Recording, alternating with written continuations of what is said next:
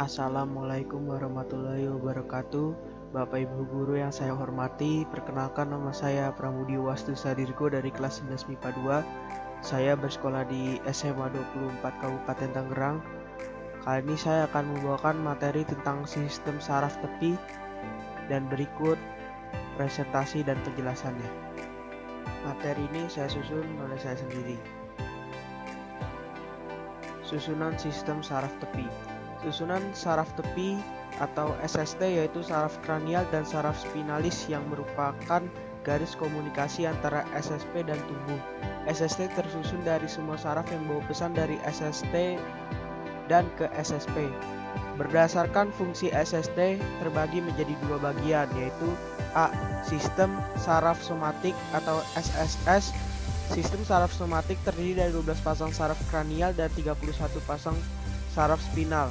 Proses pada saraf somatik dipengaruhi oleh kesadaran. Yang pertama, saraf kranial seperti yang digambar ini. 12 pasang saraf kranial muncul dari berbagai bagian batang otak. Beberapa dari saraf tersebut hanya tersusun dari serabut sensorik, tetapi sebagian besar tersusun dari serabut sensorik dan motorik. Yang kedua, saraf spinal. Seperti di gambar tersebut, ada 31 pasang saraf spinal berawal dari korda melalui radix dorsal atau posterior dan ventral atau anterior. Saraf spinal adalah saraf gabungan motorik dan sensorik, membawa informasi ke korda melalui neuron aferen dan meninggalkan melalui eferen. Saraf spinal diberi nama dan angka sesuai dengan regia kolumna vertebra tempat munculnya saraf tersebut. Lalu sistem saraf otonom atau SSO. Sistem saraf otonom mengatur jaringan dan organ tubuh yang tidak disadari. Jaringan dan organ tubuh yang diatur oleh sistem saraf otonom adalah pembuluh darah dan jantung. Sistem ini terdiri atas sistem saraf simpatik dan sistem saraf parasimpatik. Fungsi dari kedua sistem saraf ini adalah saling berbalikan, seperti pada gambar di bawah ini. Bisa dilihat gambar di bawah ini adalah sistem saraf otonom atau SSO. SST berdasarkan divisinya juga dibagi menjadi dua bagian, yaitu divisi sensori atau aferen, yaitu susunan saraf tepi dimulai dari reseptor pada kulit atau otot efektor ke dalam plexus, radix, dan seterusnya ke susunan saraf pusat jadi bersifat ascendens. Lalu yang kedua ada divisi motorik atau eferen yang menghubungkan impuls dari SSP ke efektor atau muscle dan glans yang bersifat descendens untuk menjawab impuls yang diterima dari reseptor di kulit dan otot dari lingkungan sekitar. Lalu selanjutnya akan membahas sel-sel pada sistem saraf. Sistem saraf pada manusia terdiri dari dua komponen, yaitu satu, sel saraf neuron.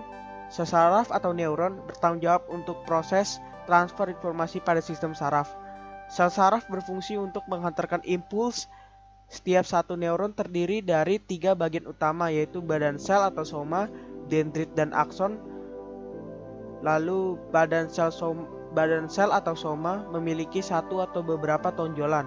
Soma berfungsi untuk mengendalikan metabolisme keseluruhan dari neuron.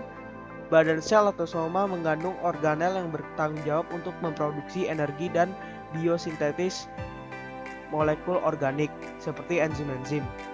Pada badan sel terdapat nukleus. Daerah di sekeliling nukleus disebut perikarion. Badan sel biasanya memiliki beberapa cabang dendrit. Dendrit adalah serabut sel saraf pendek dan bercabang-cabang serta merupakan perluasan dari badan sel. Dendrit berfungsi untuk menerima dan mengantarkan rangsangan ke badan sel. Kas dendrit adalah sangat bercabang dan masing-masing cabang membawa proses yang disebut dendritic spines. Akson adalah tonjolan tunggal dan panjang yang mengantarkan informasi keluar dari badan sel. Di dalam akson terdapat benang-benang halus disebut neurofibril dan dibungkus oleh beberapa lapis selaput mielin yang banyak mengandung zat lemak dan berfungsi untuk mempercepat jalannya rangsangan. Selaput mielin tersebut dibungkus oleh sel-sel swan yang akan membentuk suatu jaringan yang dapat menyediakan makanan dan membantu pembentukan neurit. Bagian neurit ada tidak dibungkus oleh lapisan mielin yang disebut nodus Ranvier. Dan seperti inilah gambar neuron. Lalu yang kedua ada sel penyokong atau neuroglia atau sel glial.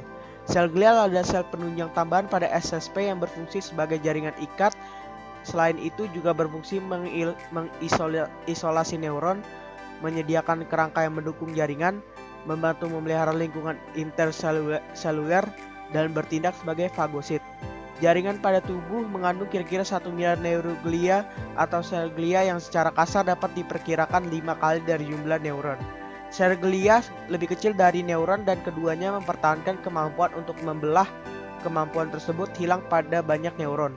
Secara bersama-sama, neuroglia bertanggung jawab secara kasar pada setengah dari volume sistem saraf.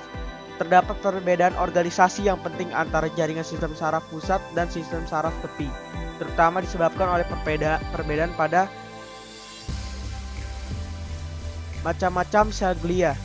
Ada 4 macam sel glia yang memiliki fungsi berbeda, yaitu astrosit atau astroglia berfungsi sebagai sel pemberi makan bagi sel saraf.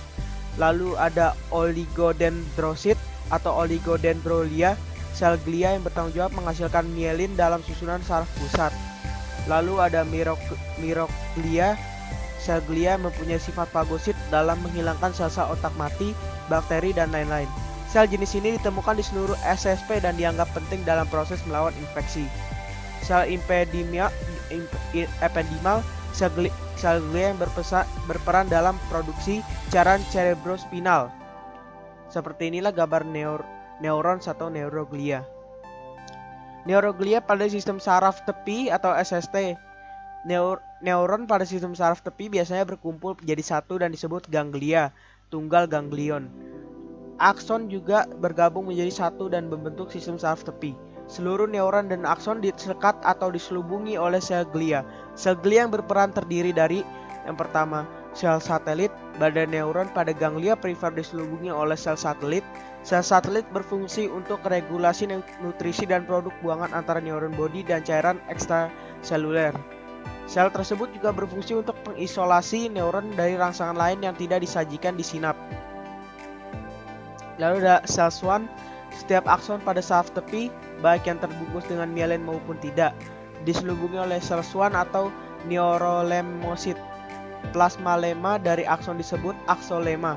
Pembungkus sitoplasma superfisial yang dihasilkan oleh sel Schwann disebut neurilema. Lalu ada regenerasi neuron pada sistem saraf tepi. Pada SST, sel Schwann berperan dalam memperbaiki neuron yang rusak. Proses ini dinamakan degeneration Wallerian. Bagian distal akson yang semakin memburuk dan migrasi makrofag pada sel tersebut untuk proses fagositosis sel mati tersebut. Sel Schwann di area yang putus membentuk jaringan padat, memanjang yang menyambung pada bagian akson yang sebenarnya. Selain itu, sel Schwann juga mengeluarkan growth factor untuk merangsang pertumbuhan kembali akson.